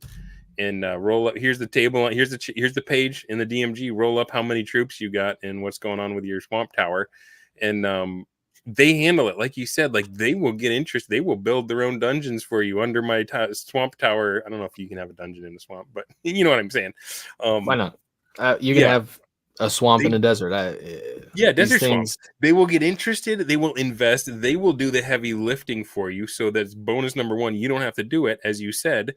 And bonus number 2 is they're going to care about it a heck of a lot more. And down the road, I mean, Harmony Ginger has seen this. You can even hand over the GM duties. Or we're in your region now. Can you DM this? And I'm going to play a character in it. And you get to play in your own campaign. Yep. And that's what I'm working on now. That's the next phase of the plan. We went through no prep. I just used the random tables the first 6 weeks of the campaign. Random map, random encounters, everything. Every time we went into the dungeon, it was a new entrance, and it was... Mega Buster Shepherd says, Dunder Moose has thrown down the challenge, Dungeon Swamp. But everything was random. Every time we went into the dungeon, it was random. Done at the table. Exploring the hex, the overland, the wilderness adventure was all done at the table. And then I built the map around what we had. We're now at a point where there is a map of the city, block to block, where I need to now check all my DMs and place people's structures on our map. And that is a natural growth that's earned. And I'm not playing with NPCs and locations in the background. I'm not writing stories about the king of Eastlandia is going to come camp. I don't care. My players aren't asking about the king of Eastlandia. They're asking about what's happening on my block, what's happening in Dwarf Town, what's happening at the castle that we just saw was attacked by a dragon. Those are the things they're asking about. Those are the things that exist in the world. Those are the things I'm starting to prep. Yeah. All my other prep time should be devoted to reading. That's the it crux almost of- kind of circles back to the solo play thing we were talking about earlier. Like, prep addiction is when the DM is solo playing. Yep. Right? You just need to let it go, man. Yep. It's like the Michael Jordan meme. You just stop. Stop it. Stop it. Get some help. And I've been in a couple of campaigns with other people here. Doomstone was a campaign where 5 or 6 of us were solo playing primarily, and then trying to see how a group of solo players in a shared campaign would produce a game. And we kind of didn't. And I had a lot of fun. And, the guys that were in there, I can think of Crom and R-Dubs off the top of my head. Good guys, good players. But we didn't create anything. Now, I didn't go out of my way to get into other people's messes. R-Dubs did. And that was interesting. And it was fun. And he did some cool stuff. But ultimately, it was less rewarding than if we had kind of just said, I'm playing at the table. This is what my character is going to do when we're at the session. I'm also the Elf King. I'm going to put on weird makeup, and then I'm going to send out my minions to do this month. And then the next time we go to the table, we play in the mess of the Elf King and his minions. Yeah. And how they interact with the other people running the Dwarf Man and the Bandit Man. See? And those things are a lot more interesting than solo play. What you should be doing if you want to solo play, you're solo playing because you want a sense of adventure. You want to gain something. Read a book. Go read a book. Read a book. And that's a big part of the campaign I'm running now. Is puberty. That's a big part of the campaign I'm running now. Is going through puberty on camera. Yeah, I've gone through puberty twice now. I can't recommend it. But I keep a channel for book recommendations, and I try to solicit those. The challenge is still open. Anyone who wants to join the Living Earth and submit 3 book reports gets a wish. Right on, man. That's still out there. Well, so you're not the only one that I've heard. I know some people are working on it. Yeah, I've seen B-Dubs challenge people. Like, he had a guy playing an elf. He was in jail, and he was like, Chaz will come rescue you, but you need to read these 2 books and do a book report. And that plays into what, if you read Bradford Walker's Substack, he's talking about the clubhouse style of play. And like, one of the things he says, you've got a library in there that's like the recommended reading. If you're going to play these kind of games, you want this stuff in your subconscious. You want this in the big net you drag behind your head to help with that convergence building. Cool stuff. And I'm reading his all of his clubhouse posts because I need to get Bradford on the channel. He's amazing. Yeah. Because that's what I'm trying. I think that's what we're all trying to do. But that is why I am still trying to get locals out of 5th edition or other OSR products and into just normal, real D&D, to get a group of people who can just play the game together. And a lot of that, the problem that we have there is the same problem that we all have online, is that most people probably they're not ready for it. There's not a lot of people who aren't capable of it. They're just not ready for it. What about trying to take them on the path we went? go with me here for just a second. What about starting with 5th edition and then just trying to do some OSR modules So I and just tried like that. tease them into the bro OSR? I tried that. I didn't stick to it very long, but I did try it. I've got Bomb of enough OSR Drons. modules on my shelf. I bought a crap ton when I was into that, right? I never played any of them, but I Yeah. got them. I can attest, or I have witnesses. I tried to run a 5th edition game with the, the gritty old school rules. This was last summer. This was mid Bro SR. I was like, Chanticleer did it. Yep. He doesn't even have an online presence anymore, so it must have been good for him. Let me go do that. And I tried to run Tower of the Elephant in 5th edition. Interesting. Tower of the Elephant is my favorite and the best Conan story. It's the one I recommend to people because it is probably the most flavorful, and it's 30 pages. Even a slow reader can be done with it in an hour. Like anyone can read that in 1 hour. Setups in there, like I can't tell you how much mileage I've gotten out of having a spider drop on somebody in the dark when they've just broken into a room. Yeah. So I tried to run Tower of the Elephant in 5th edition, and the people that came, I got six people who said they would come, 5 who showed up, and those 5, they were all fine. They were good. It was a fun time. But I don't think 5th edition is worth it. I think I'm not the guy to do that. I'm not the guy willing to do that. I am not the apostle who is going to bring the Bro SR to the mainstream. Actually, random shout out to a guy that I've never met, but somebody shared a video of his on my timeline. Trill, the DM, is another guy on YouTube. He's made a couple of videos, and he's gotten tons of views on them because he is going to where mainstream D&D people are at. He is hitting the buzzwords. He's got immersion. He's got verisimilitude. He's got backstory. Does he have dungeon ecology? Not yet. I'm sure that's got to be on his list. And he name checks hashtag BroSR in like his first video description. But the rest of it, he just talks about how a 5th edition person can alter their mindset and produce a better game. And that is essentially the biggest part of it. Is just changing the way you perceive the game. That's why it's easiest to work with people who haven't played 5th edition Dungeons and Dragons or watched a ton of Critical Role.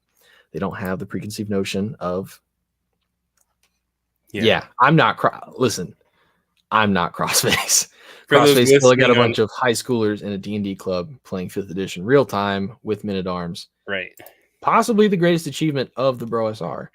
And I don't think he officially reps Bro SR, but I ain't that guy. I don't have the fortitude. I just don't. That's right on, man. Yeah. That is one of the things where it's like, I don't want to be a snob. I want to play with anybody that wants to throw the dice, but I, like you, I have seen the heights, and it is hard to go back to the TV dinner Salisbury steak that you got to peel the plastic off the top of to eat it when you've had filet mignon. See, here's the thing. At least the TV dinner is quick to get started. That's the 5th other edition. Thing. These games are 4 hours long, yo. You've got a 4-hour session with 1 combat, 30 minutes of finding a store. But worse than that is you're asking people to spend hours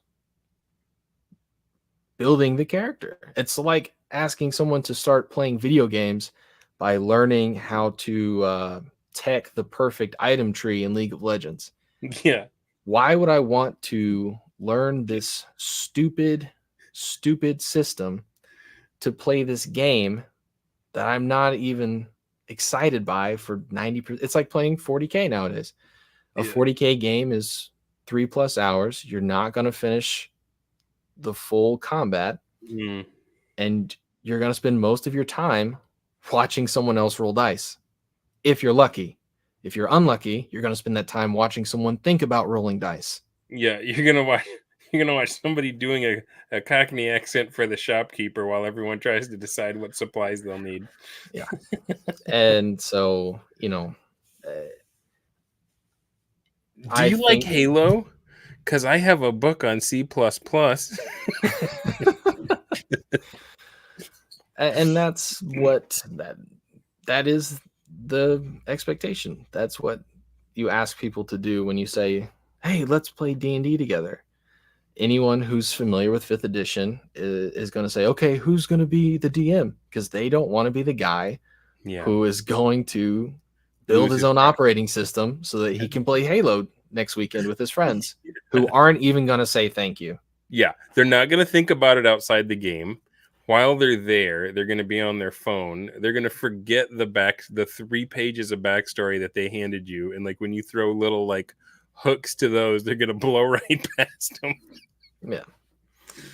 And so that is where if you can get people who are looking for something else, there are people who play 5th edition who know that there is something greater.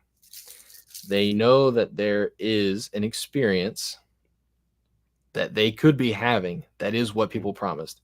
Dungeons and Dragons didn't become a huge phenomenon for character builds and backstories. Someone somewhere played a game that was so amazing that they went and told everyone they knew about it. And people play 5th edition, and they usually, there are a lot of people who play 5th edition happy, but someone plays 5th edition and they go, that's not it. This is what it was like in 1970. That's not what I saw on Stranger Things. Yeah. Well, I think that's something to it. Like a lot of 5th edition feels like a TV show or a movie. Yeah. And that's the expectation the subtext we have, because we're not reading the pulps anymore, and we're not thinking about, my guy's going to show up at the Borderlands and he wants to clear it out for law. He wants to claim it. He wants to usurp the Castellan and actually be the guy in charge of the Borderlands outpost. Yeah. And like nowadays players, they feel like they would need permission as, hey, DM, is it okay if down the road maybe it's like, no, son, grab that. Take that place for your, put your flag up on it and claim it for your character. I wouldn't have considered when I started playing 5th edition that, in 3 sessions, I could take a character and arrive in a strange new land and run an orc through with a sword and run off with a smoking hot princess lady. That's not 5th edition. 5th edition is an intricate storyline where I experience emotional growth. But also, I've never been wrong as a character the entire time. Yeah, we have an entirely different framework for consuming media. We consume that media that shapes our minds, and then our minds produce junk. Just since I've started reading good books again, things are very different. I have a very different experience, even playing 5th edition. Folder Bloat says Bros or Braunsteins are like a TV show too, but the show is The Muppets Take Deadwood. I think that's a Braunstein right there. We just made a new one. Folder Bloat just made another one. Let's add it to the pile. Well, there's my friendly local gaming store has an old copy of Boot Hill boxed set. I didn't buy it because it was $80 and it was missing stuff and there was writing on the mat. It was just too hard to part with the cash for that. But I bought a print on demand. Would be insane. Yeah, I bought a print on demand set of Boot Hill to play in Jeffro's DMs. Yeah, and it's good. That was the first Bro SR thing I ever took part in. I had a guy named. So you saw me be Slowpoke Rodriguez. You were Slowpoke. I was Pappy Grimes. I was the old prospector with a shotgun that didn't make it. I got assassinated in the Box Canyon by a guy with a long rifle. Yeah, and that was as far as I remember, that was the main. Like we did a big shootout in the card game on day one, and then that was sort of the main story that emerged was Mm-hmm. a couple of guys actually playing the adventure that Jeffro teased and having a cool shootout. But Mega Buster Shepherd says the big problem with fifth edition is bloat. So much unneeded bloat. You can cut the rules in yeah, half and it'll be a better infest. The other thing is nobody plays human. I was trying to play yeah, Curse of Strahd with my bros from church, my brother-in-law, guys I know, and I'm like reading about it. It's like, oh, they're very mistrustful of outsiders, and you get this like dark, haunted, oppressive atmosphere. And they were like, I'm gonna be an Aarakocra, I'm gonna be a turtle, yeah, and I'm gonna be a dragonborn, and I'm just yeah. like, and I was like, oh, that doesn't sound right. That sounds like you guys are gonna walk into town just looking crazy. And they're like, why don't you like the non-human characters? And I'm like, Yeah. It's like it's the eating noises, I think. it's silly. Like picture Yeah. that scene where Strahd invites It's him to dinner and you've got a bird man, a lizard man, and a turtle just like knocking over the wine glasses and crap. I'm just like, no, this yeah. Welcome to Transylvania. 1,000 generations have been trapped within Strahd's magical walls. Everyone here is 100% ethnically Czech. Here is a bird. Yeah, and it's ridiculous, and it's like standing in a queue in World of Warcraft. The only time I Yeah. played World of Warcraft, there's just 8 different rainbow skin-hued monsters surrounding a gnome waiting for their turn in the queue. Everyone's just all these just weirdos standing around waiting for a turn. Mm-hmm. And it's just not an interesting game. If you stop trying to make the character interesting and you start trying to make interesting decisions, you're gonna have a much more interesting game. And that has been so much more fun every time.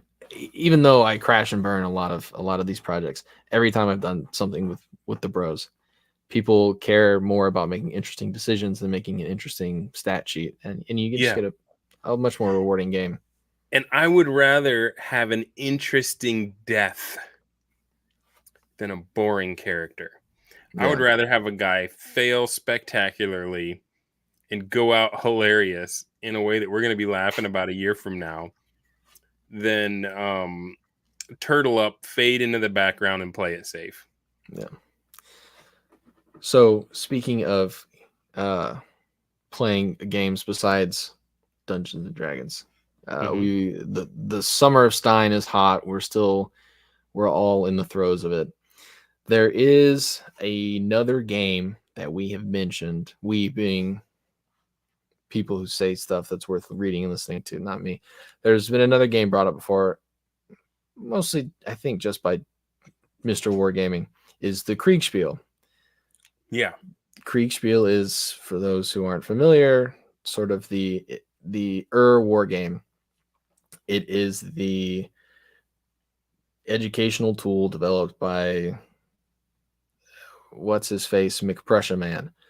The Prussian officer corps was trained on this war game, and it's not like we play now. It's usually just like you roll a d6 and one side says the red team wins and one side says blue team wins, and that's the original Kriegspiel, and people still play that today.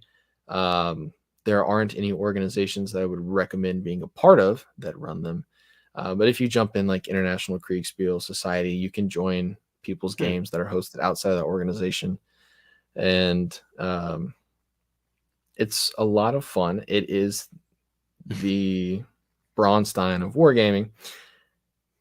And yeah, Bradford says the Prussians got traumatized by Napoleon, and this was how they worked it out. And so how that works is people control opposing forces. Mm-hmm. The officers in control of those forces submit orders to a neutral referee or an umpire, and that person resolves the orders according to the system they're using. And then you can see how that shakes out into the dungeon master player relationship. You say, I want to do this, they do it. Now, the modern mindset is player-led resolution. Players roll dice, players determine how they're going to do things. The DM doesn't And even roll the dice in this game. yeah, the referee is just there, or the dungeon master is Mhm. just there to say, here's the next story beat. Tell me how you're going to get to my next scene. We're going to use milestone leveling, so you don't get to level up till I get to the C plot. But the war games that led to chainmail encourages a referee to receive orders to resolve. Original Dungeons and Dragons refers in several places to submitting written orders. Aerial and naval combat, I think, both specifically say it's encouraged that you write your orders down and give them to the referee to resolve. When you have simultaneous combat, you need to have stated your orders before discovering initiative. Right. And I think that it won't happen, but that is the other branch of gaming that I think bros will benefit from playing, because we all talk about patrons or factions, or in Braunsteins, you give orders.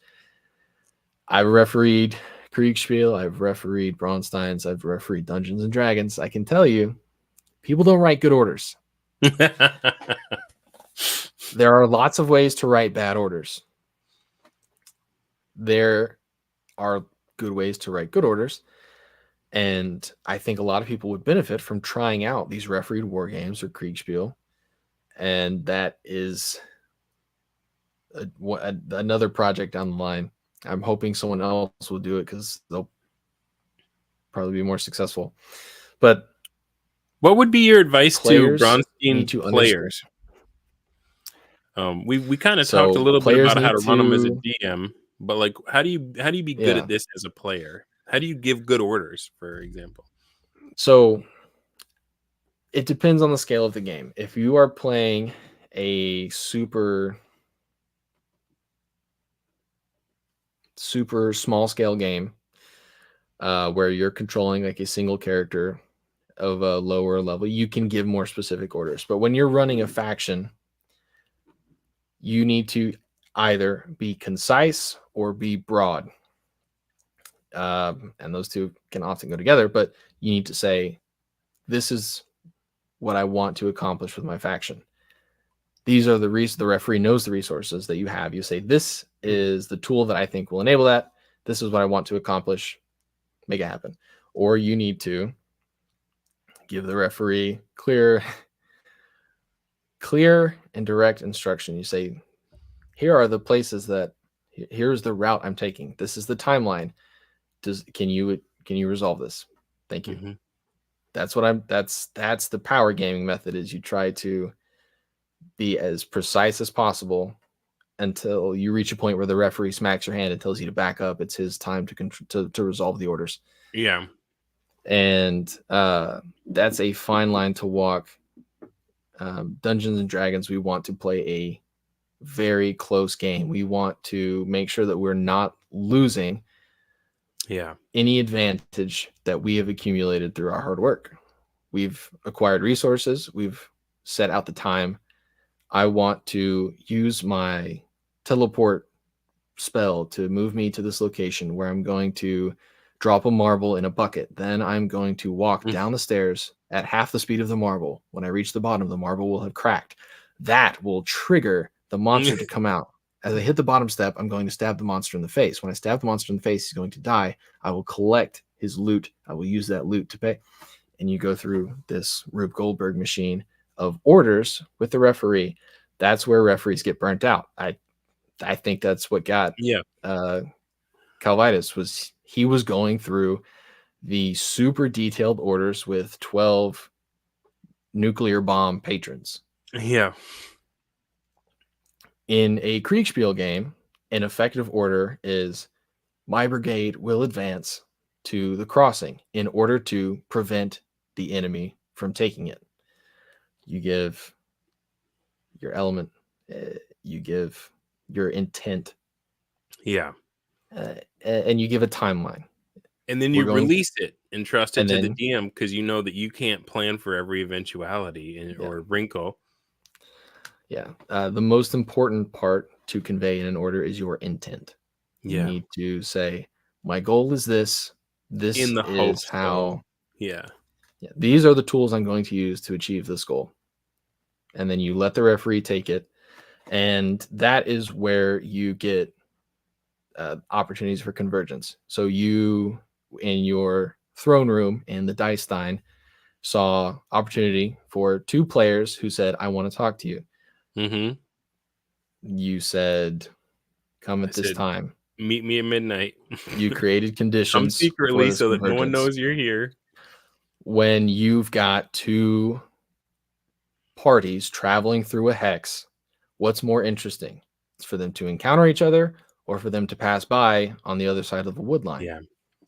Anytime within reason that a referee can create one of these convergences, it is going to benefit the campaign. Player and faction orders are given to benefit the campaign. So Yes. when players give an order with an intent and tools, the referee has more flexibility to create these things. When I held off on creating the emergence map and placing the Dicestein players into bases, Mm-hmm. because at the beginning it's not important. I want you guys to message each other and say, we've met at a point of convenience. We are now doing something together. Yeah. I don't want someone to say, I'm going to walk down 7th Street and I'm going to take the alley behind Yeah. the Lotus Palace restaurant, and then I'm going to cut up 7th. Again, I'm going to do a loop so that I can lose people. That's lame. That is creating nothing for the campaign. But Yep. when we say Greg is moving from emergence to the other side of the river, I now have the opportunity to encounter anyone between here and the other side of the river. And now Greg has more game to play. So if people can learn this Kriegspiel order mentality, I think that we can we can squeeze even more juice out of this with less work on the players to go through the minutia of learning every rule, less work on referees to resolve everything according to every rule. The rules don't even really show up until something really interesting is happening. So like most Braunstein play, you don't need the rules at all. Yeah. But it does help as a player to know what is the DM trying to do. And basically you're just getting all these streams of info.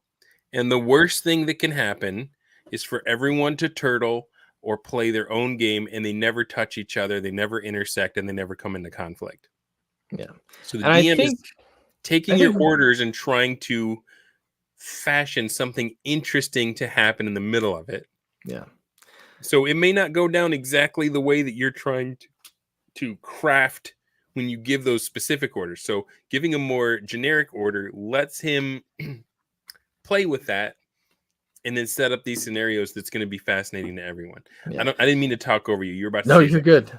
good. We've reached a point, I think, where most of the regulars, because the Broas are, it's not insular, but there are regulars. We know you, we know Macho Mandolf, we know Brigadine, we know Dubs and Jeffro, and we know this huge cast of people who show up in a lot of each other's games. Yeah. We all, and the regulars are mostly effective at creating these opportunities. It is that we need to be prepared to break in people who, of their own accord, show up and want to find their way into games. And I think that if more people are more familiar with the other end of the stick, we can make that easier and make more effective players out of people. Did someone break you in, or did you kind of come along on your own? I think a lot of people are responsible for the for the enjoyment that I get out of these games. Yeah. Um, I have gotten to dip my toes into a lot of people's campaigns. Um, and actually, if you give me a second, I have a list of shout outs that I need to make. Sure. I've probably already Get done your most of them. list ready. I'll talk about how I got into it. I posted on Twitter, and my longtime viewers will know this story already. I'd been reading the session reports in Trollopulous. I'd been vaguely aware of this Broasar hashtag and like started paying attention to Not John Mollison and Brovenloft. And I said, playing in Trollopulous is on my gamer bucket list. And I got a message from Macho Mandoff, and he invited me in.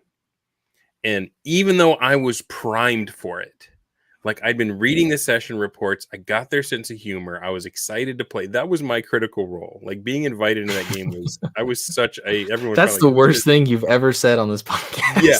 Who is this fanboy nerd? Why did they give me a shot? I don't know. But even so, it still was an adjustment for me. And Brigadine took me under his wing. Like when I would just do something like one of my characters would do something foolhardy, his character would be the one to grab him and pull him back and say, "No, this is Winnie. You can't just do something silly. You're gonna die, fool." But he also would take time after the session to kind of talk with me about what had gone on and explain how things go. And him and Macho and Fluid, like a lot of people, Dorinal, took time to explain what I was feeling and seeing and how I should think about it. And so it wasn't easy, even though I was like the ideal audience for it. So, Yeah, I started in the Broasar by running my own campaign because yeah, I have a big ego and I wanted to be the guy. I wanted you're to the do guy. the next. I didn't want to play in Dubs Run. I wanted to run the next Dubs Run, and it didn't work out. But I did that. And it was good. It was fun. It was very much in the same vein that we're playing today. But Yeah, what has really been the most effective condenser of all of these things into one uh, package has just been the Braunstein.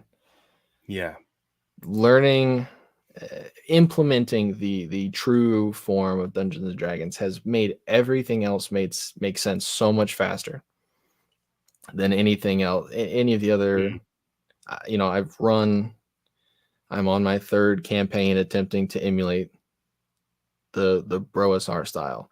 I played in Orc Lords. I've played with Jeffro. I've played in 3 or 4 other Broasar campaigns. I've been in dubs. I've touched all of the grass, yeah, and none of it has been as clarifying as just committing to the Braunstein mindset over everything else. And I need to, of course, the 3-headed Mount Rushmore of the Broasar, Jeffro, B-Dubs, and Mr. Wargaming. That's the third head. yeah. And then shout out to the guys who have put me through it, who have I say punished It bad is. It is ideas, a trial by fire, isn't it?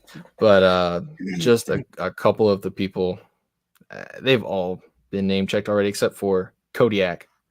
Kodiak runs or is part of a multi-party campaign in Axe with some Broasar affiliates. He's got a blog that I can't remember the name of. It's like Bears and Beats and Battlestar. He's got some Bear affiliated blog. Yeah. Hollyfeld, Crom, Folder Bloat, Mhm. Saint Dude, Caleb Hines, Vomitrons, Yes. and then Huefos of Acre and JD Salvage, who were participants in the joust.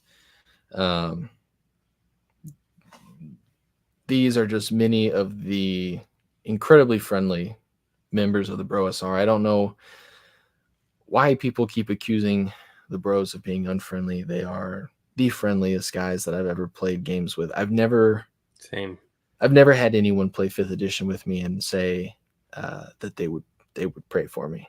That is something that's real nice, not just nicey nice. Yeah. You know, the Bros have been the best internet friends you could ask for the past 2 years. And that's the number one quality that they offer. More than winning at Dungeons and Dragons, you'll make internet friends who are unlike any you've met since they killed the real internet in 2008. Yeah. You know what? That is so true. And I'm glad you said that, because there are ankle biters that just, and we love the haters. Happened before I came along, and I've tried to be open, and their argument is the same. Is something mean was said to me once upon a time. It was so vicious and mean that it has absolutely unmanned me for the last 4 years. And I cannot even deal with the ideas in and of themselves, because the ideas are associated with whatever I felt 4 years ago. And I just can't. I understand that something bad happened to you, and I am sorry that happened, but you need to let it go. And you are never going to convince me, who have played with these guys and had the same experience you're talking about, as they were opening and friendly, because I was willing to learn. And I have had the best gaming that I've ever played because of my association with them. And that stacks up way higher than I'm going to be mad at them because you are, because of something that I don't even remember happening. Yeah. And there have been personalities that I don't mesh with well. Yeah. We're in an online gaming space. Some of us are weird. Some of us are not going to be successful being weird in the same space. Yeah. That's fine. But it's a couple weeks ago, during the Braunstein thing popping off, B-Dubs tweeted, "The Bro SR is better friends to our enemies than our enemies are to their own friends." And there's the mission statement, win at D&D. That's the ethos of the group. I've never been in another online forum where people supposedly interested in having the most fun playing role-playing games together have been actually nice. Yeah. I tried to promote the Bro SR style on Reddit back when I started without mentioning, and I immediately on the Advanced Dungeons and Dragons subreddit, I was pilloried for suggesting that you should play AD&D by the rules written in AD&D. Yeah. And I'm running a theater game right now. I'm running a theater game. That's what we're doing. We're not playing Dungeons and Dragons. We're playing a theater game in a Dungeons and Dragons campaign. And shout out to Black Lodge Games in the chat. You know what? I've only watched one of their videos, and it was about Vampire the Masquerade a couple weeks ago. And I was like, hey, they're onto this Braunstein thing. I didn't know that they were adjacent. Well, yeah. So they started off like they infuriated me with their first, like they did some hard diatribes, but then it builds up this respect. Like we say, this is the best way to play. And they say, yes, there is a best way to play, but it's not that, it's this. And then there's all this mealy mush in the middle that goes, there is no right way to play. Everything is just as good. It's all fine. And it's like, yeah, no, I'm gonna respect the guys that I butt heads with, because they're just as passionate as I am, and they're not accepting the lies. We may disagree about what it is, but we both think, yeah, there's better ways to do this than others. So and they are a reason I have a channel. They encouraged me when I first was like, I need to start interviewing some of these people. I wish I was a talented YouTuber and could bring on these guests. And they were like, do it. And I did. Yeah. Yep. Well, Other thing, there are just a few more things that struck me. Kriegspiel mm, and mm, LARP has been mentioned as being a type mm, of Braunstein, and mm. even it occurred to me, um, how to host a murder, right? I've heard you talk about how to host a murder. I didn't know people did that. I thought that was a thing that was Have made you up for ever TV played it? shows. It may be just because I'm so old, right? But Yeah, like there you'd was get a some. box and it would be a mystery, and everybody got a sheet with their character, and you get like a paragraph or two about who you are and why you're there. And then part of it is like, here are some rumors you've heard about the other people. And then the other part is, here are things that you don't want to admit, you don't want people to know about you, but you kind of have to fess up if they catch you in it. And then Yeah, everyone, you got your costumes, and all the people mill around in the party, and then start flinging accusations. And by the end, the people are trying to figure out who is the actual murderer, because one of them did it. Right. And it's like, that's just a mystery Braunstein when you think about it. Or, I yeah, mean, again, I'm not trying to be controversial. I'm trying to thread it, because I have been getting to know Griff more and more yeah, since our interview, and he's got a specific point of view. I mean, I make no bones about it. I come down on the bro side. That's who I am. yeah, That's where I stand. yeah. But I'm just saying that, like, whatever you want to call it, the bones are there for this thing that is captivating and amazing and wonderful. And like you say, there are games that don't even make sense until you apply it to it. There are games that are horrible non-games that flourish when you put a Braunstein in it. Yep, yep. I think I'm going to try and trick some people in real life to play a Halloween Braunstein. Right There on. is we're on the periphery of a larger group of friends, many of whom are involved in Dungeons and Dragons, and all of whom are huge dorks who would definitely be willing to play a mystery game like that Heck if yeah. you just pitch it to them right. So I'm trying to work out a way to pitch the real life. Uh, I might have to try Ravenloft because they all know of Ravenloft. Yeah. And with these people, you need IP recognition, Yep. and I think that's the biggest problem with getting people out of in your local game stores. People who are already think they're role playing games, think they're role playing gamers. The Yeah. lack of recognition, people don't care about Advanced Dungeons and Dragons. It's not the new product. Their That identity is recognition wrapped is up in it. yeah. That's the problem with BattleTech, 40K, Yeah. any other wargaming, getting people out of the big products and into real hobby. But that So yeah, I told you it was probably gonna be an hour. We're already 2 hours in. I feel like I could talk to you all night. I'm having a blast with you, man. But is there any way for the viewers, if they just want them some more the Polyfamous, how can we support what you're doing creatively? How can we follow you along on creative Twitter and any of the socials and stuff like that? Dunder, it's so generous of you to consider anything I've done creative. Right now, I am at the Polyfamous on X and on YouTube. There is one video, basically just of me trying to get out the willies of making pre-recorded stuff, and this was me getting out the willies of live casting. You did great, Next man. time, You didn't burp in the microphone or anything. yeah, I didn't even have to hit the mute. This thing has the loudest mute button Oh I've yeah. ever heard. It sounds like you're popping open a Tupperware right on the mic. But we will be back in a couple of weeks, I'm sure, to discuss the cleanup of the Braunless Dicestein. You can follow Yeah. that at, let me get back on the at, hashtag Braunless, Braunless, Dicestein, Dicestein. I messed Yeah. that one up. Yeah. The Twitter is at the Dicestein. That is where I'm trying to compile all of the publicly available information happening in the Dicestein. I think we're at a couple hundred reposts, so good luck. But I'm sure Yeah. we'll be And back to break that it's down after you weird. win.